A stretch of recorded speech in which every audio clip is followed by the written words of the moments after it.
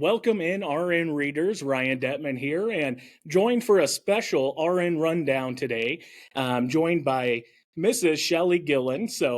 One of my former teachers and somebody who has continued to just do phenomenal things in our community and beyond. I am very pleased to announce that we have selected and are honoring Mrs. Gillan as our 2023 RN Person of the Year. Congratulations on that, and a big job to follow up the great Ray Huggett. That's maybe it's a curse more than a blessing, but that is some exciting news that we have. But we wanted to come to you today and just have a conversation with Mrs. Gillan and touch on some of the great things happening in your life, personal and your professional life, and definitely have accomplished a lot of great things. And as we were just talking, I talked about how inspiring you are to me with your just your personal growth development, and starting running, and really just grabbing life by the horns, as they say.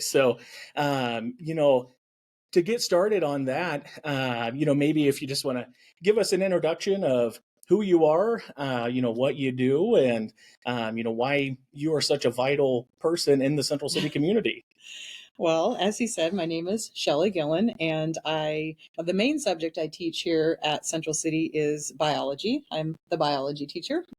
I teach several other classes, such as related to biology, anatomy and physiology, introduction to health science, medical terminology, and my big passion is scientific research, which I teach a class for scientific research, and also within several of the other classes I teach, we do scientific research.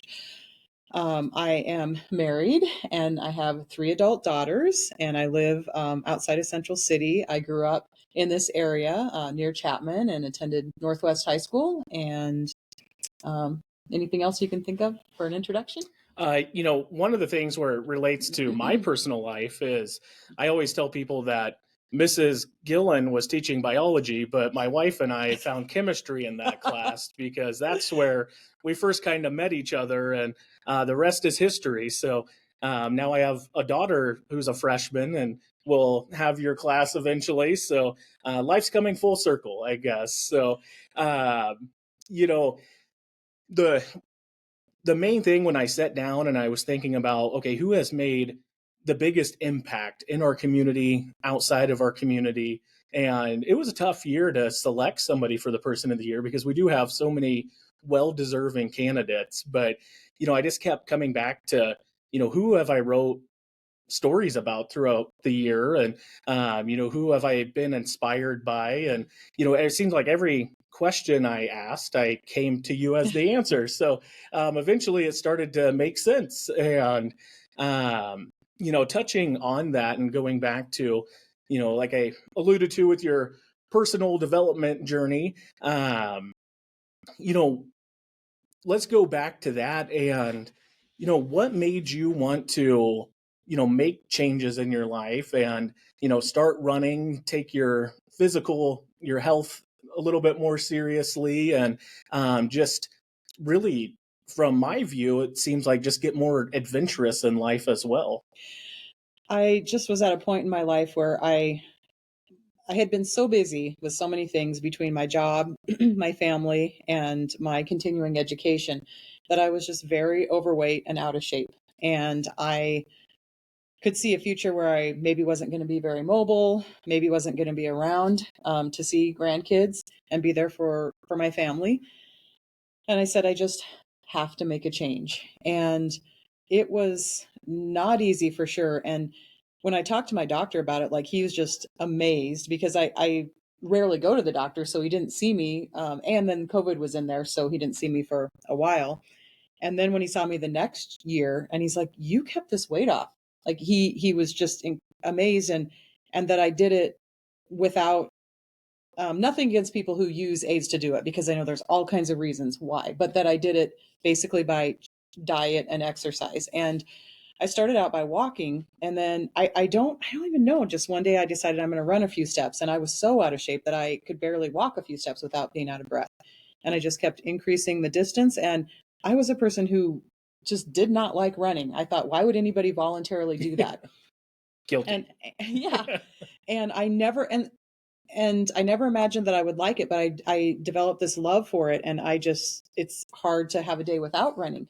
And I was actually just thinking about that recently, that um, it opened my mind to other things in my life, because I'm like, if I can start to like something and love something that I really disliked, what else in my life am I closing the door to, or can I open the door to that I think that I might never want to try or like? It's You never know.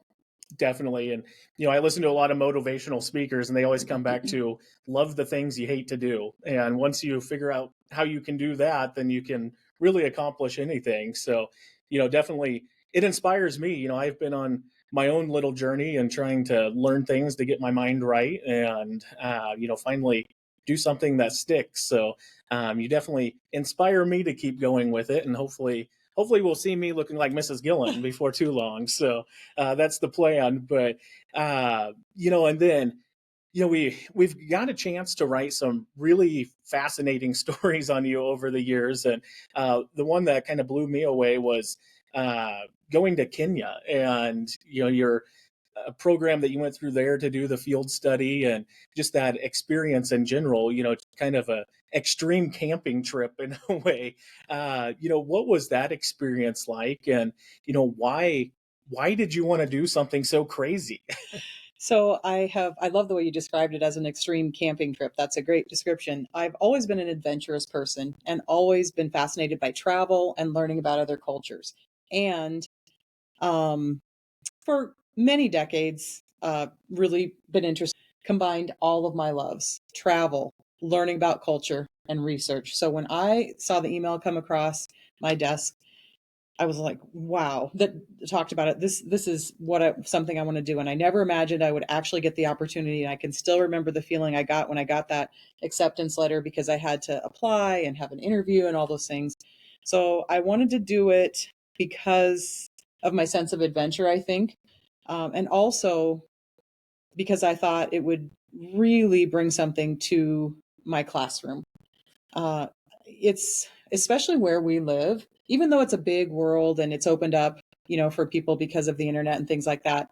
We still are just in our own little world, kind of, and especially teenagers. And where we live, it's a rural area, and so I wanted to be able to bring that larger world from personal experience back to my students. Definitely.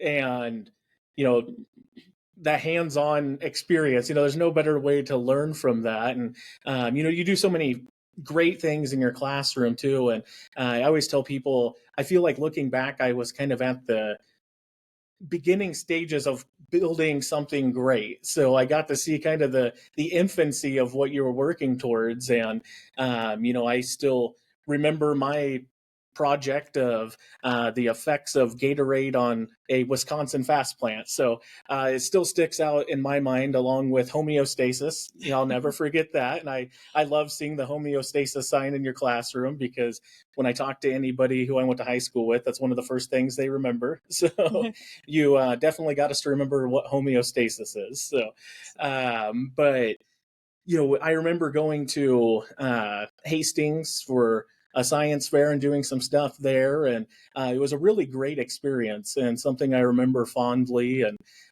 but seeing where things have went now, and all the great research that's being done in our high school, is just mind blowing. And it's something that I always love to highlight, because I don't know if people realize the level that these students are at. And it's unbelievable when I come to the science fair each year and I don't understand a word they are saying. And some of them I have to say, okay, explain it to a preschooler, because then I might have a better chance, because what you're saying now doesn't soak in. But what has it been like for you to see that develop and reach the level that it's at, and see the high caliber students that have came out of your program and went on to do some great things at different universities across the state as well? It's just absolutely inspiring. And about the level of the research, consistently, people from many universities and businesses and former teachers tell our students this research that you guys are doing is graduate level and beyond. So it's pretty incredible for them to be doing that at the high school level. And it is wonderful to see the opportunities that the students have had because of their research, going into professional programs and getting internships and jobs and things like that. But at the heart of it, like the thing that I love about it the most is it is helping students to learn how to think and to understand that science is important to all of us, and that it's important to critically examine things, to not just believe everything that you hear, to want evidence behind it, and to know that science is a process. And we're not going to have all of the answers right away.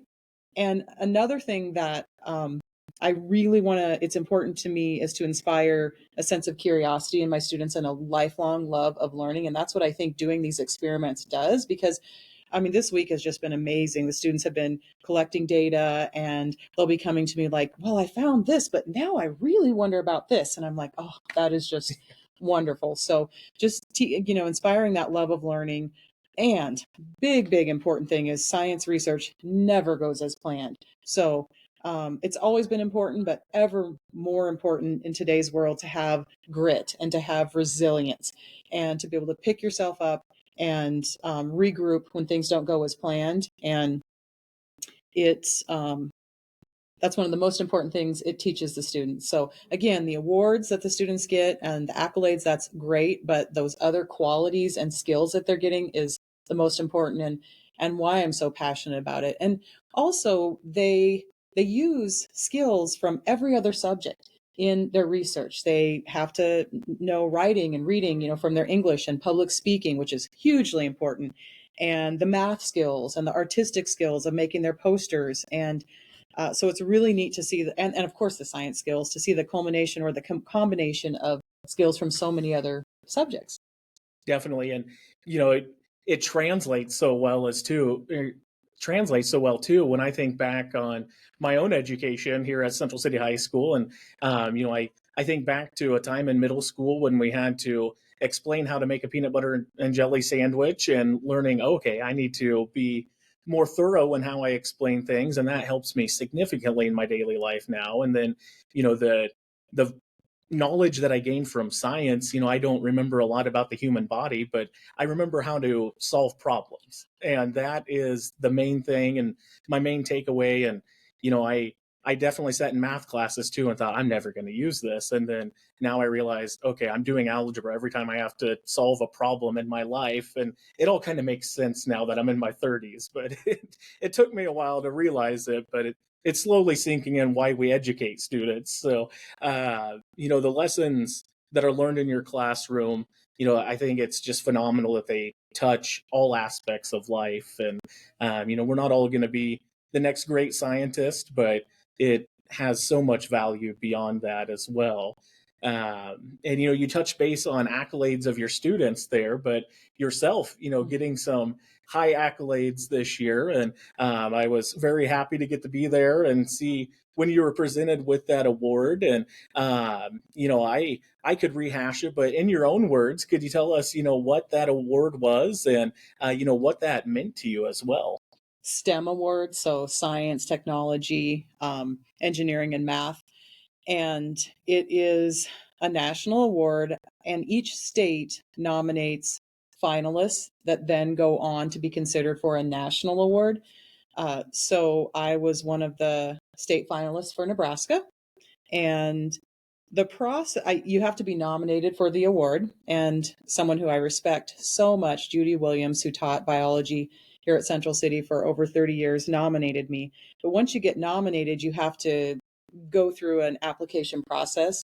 And that process was such a learning process for me, because you do a lot of reflection on your teaching. So it's a very cool idea that you become a better teacher in applying for this award. So Whether again, being a state finalist means a lot.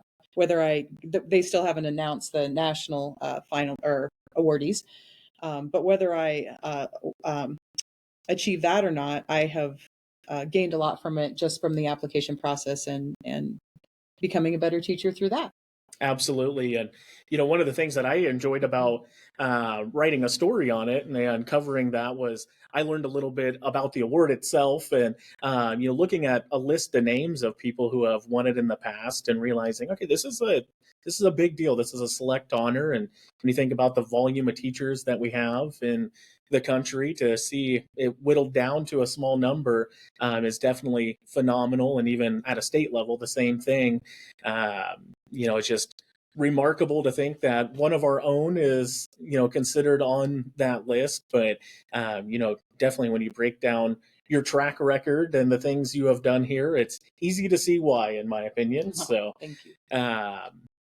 And going back and touching base on some of the other stories that we've wrote on you this year and exciting things you've had going on, and going back to running and your run to raise awareness for MS, and I just expect from now on every summer there to be some crazy thing that you're doing. You go from Africa to running a ridiculously large area. What was that experience like? And, can you remind people your reason why and, the thought behind why you wanted to do something so crazy, in my opinion? So it was called the MS Run the US relay team was what I was a part of. And there were 19 segments. And so I had one of those segments, and the run runs, it's a relay. It's not a race, but it's a relay across the United States, West Coast to East Coast. And my segment was in Ohio. And the purpose of it is to raise money and awareness for people with multiple sclerosis. And there were two reasons I wanted to do it. My initial inspiration was my niece, Tammy, who has MS. And secondly, I just knew that I had the ability to run and the ability to push through hard things. And I thought, I want to use that to do something good for people. So the process involved two major things. One was fundraising. I raised over $10,000, and two, running 177 miles in 6 days during my segment last July in Ohio. And of course, there were many, many months of preparation for both the fundraising, lots of time, and lots of training that went into that. And the harder thing for me was probably raising the money, just because I don't like to ask people for things.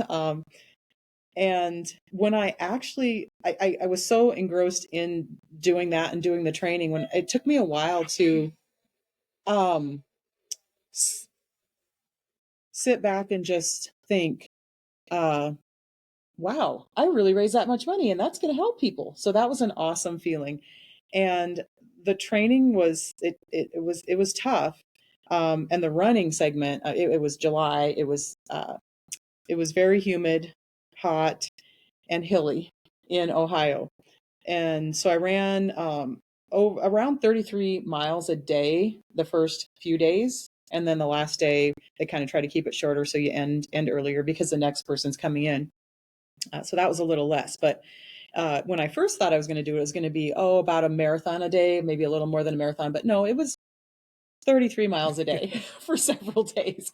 And it took a lot of mental just processes in my to keep going during that, and just telling myself, your legs don't feel like lead, your legs feel light, and you can keep doing this. And then the support I got from people across the country on social media really, really helped. Like, I'd be done every day and be looking through those, and that just got me going. I think about that too. It kept me going. Yeah, that is so unbelievable to me. I don't know if I've ran 33 miles in my life. So to do it all in one day, And then get up the next day and do it exactly. again. Yeah, I don't think I would survive day one, and if I did, there's no way I would be up and active on day two. So, it's just phenomenal, and a testament to how much work you put into it ahead of time as well. And that's the phenomenal thing to me is the fact that you you seen a you seen something that you wanted to do, you set that goal, you prepared yourself for it, and you did it successfully. So I think that's one of the big things missing from people at large in our society is, we see see A and C, but we don't know how to do B to, connect the dots there. So I know that's something that I've worked on personally in my life. And so it's definitely inspiring to see somebody out there who, does connect A and C with B and gets it done. So, just unbelievable to me that you were able to do that. And, like I said, definitely inspiring in that regard. And, going back to your education career, how long is it, or how long has it been now that you have been at Central City High School? This is my 19th year teaching here, and that this was the first place I came. So I've been a teacher for 19 years. I've been here for 19 years, and going back to doing those hard things, that's all ties back to, if you think about the MS run and the weight loss journey, and what we've accomplished here in the research program, it all goes back to being able to set goals and do hard things beyond what you ever imagined you could do. And that's what I want to give my students. And I think research is the perfect way to do it. Definitely. And you kind of took my next question. I was going to ask, what your key to success is. And it sounds like, to sum it up simply, it's that setting goals, pushing through the tough times. And, definitely, like I said, you're such an inspiration to me. And I think many people in our community would agree. And, we've seen you go outside of our community and do great things as well. So just the reach of Chelle Gillan, just inspiring people is unbelievable at this point. So, like I said, I never am surprised when I get an email that seems a little crazy to me. Speak on that topic. One more thing I want to add to the key to success is not being afraid to do scary things. And I'm not saying like scary, dangerous. Well, maybe sometimes you do some dangerous things, but within reason. Put yourself out there. That's one of the things the MS team said was you need to be able to do scary things. Like it was scary for me to ask people for money. It's scary to put yourself out there, but that's how you grow. Definitely. And, looking back on your life 10 years ago, what would you have thought about all the things that you've accomplished in the last 5 years? I never would have imagined it. I remember when we started the research program and I just wanted one person to make it to state. Yeah, I was just like, oh, why can we never make it to state? And then slowly, like we had one person, and then we had some people make it to nationals, and then some people go to a certain nationals competition and even do well there. And I always had a dream of going to Africa, but I didn't know if it would ever happen. I never would have imagined that. And to go and not just be a tourist, but to live there for 2 months and be interacting with the local people. I would have never imagined that I would have had that experience or that I could have gotten my weight under control. And that was another thing I wanted to say about that is that was something that I felt so powerless. I just felt I have no power over this. And when I was able to do that, it gave me this great sense of power and helped me to have confidence in myself to do other hard things. definitely. Yeah. And as somebody who struggled with that for a long time, yeah, I get that, and that's one of the trends that I do see in people. Once you accomplish that first task, it seems to become a little bit easier to make it a habit and making those hard things happen. So, definitely, I personally am glad that you're here educating our students and can share that wisdom with them because, going beyond the books and well, maybe the Chromebooks nowadays, and just getting that real world knowledge from people is so valuable. So, I definitely thank you for educating the next generation and doing such a phenomenal job in that as well. So it's been amazing to sit back and watch over the last 5 years that I've been writing news and sports in Central City and getting reconnected with you and seeing how how things changed from when I graduated 15 years ago to the last 5 years. And it's been an unbelievable journey to follow. So, um, you know, with that, what's next? Do you have any big goals that you still want to accomplish? Anything that you want to see happen in, let's say, the next 5 years? I just want to continue to grow as a teacher and um, keep getting better at what I do because I can always do better. And so that's one thing I want to do is like finish out my teaching career strong. And um, I'm getting my second master's degree, and I'm hoping to get a paper published in a peer reviewed journal about the lesson plans that I made from the Kenya Field School. So that's a big goal, and that's most people do not realize the process of getting a paper published. Like it's extensive. There's a lot of revisions, and it takes a long time. So that's a bigger goal than what it might sound.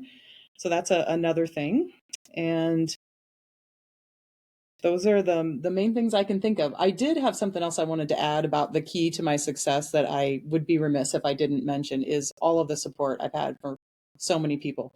Like my number one fan, I don't know who's number one and number two, but is my mom and my husband. I mean, they have been by my side. Uh, my husband, like when I was getting my first master's and now too, like would be cooking supper and just doing whatever he needed to do to help me so I could study.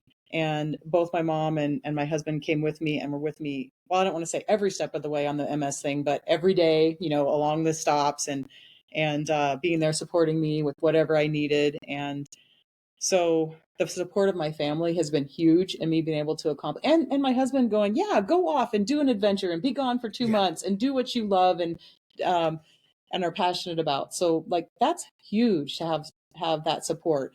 And then at the school and the community to be able to do this research with the teachers, so many of them, whether it's helping them in technology or the chemistry of it, figuring out their math calculations, being test subjects. We had our Spanish teacher, Beth Johnson, just being a test subject for one of my students earlier today.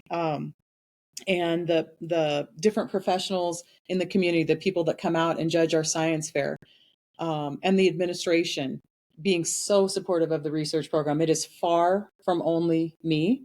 It definitely has resulted from all of these people. So um, that's something important to say. absolutely. And I can't think of a better way of wrapping this up. So,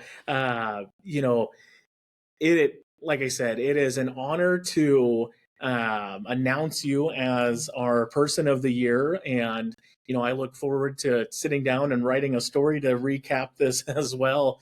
um, any time that we can highlight the great things that you're doing, it always brings a smile to my face, because it is so great to see all the things that are happening. And just the new level that Central City has went to in the science field across the state. And just seeing the way that you're inspiring people is just unbelievable. So keep up the great work. And we look forward to writing your stories as you write them yourself. So Thank you so much, Ryan. It's been a pleasure to talk to you. thank you.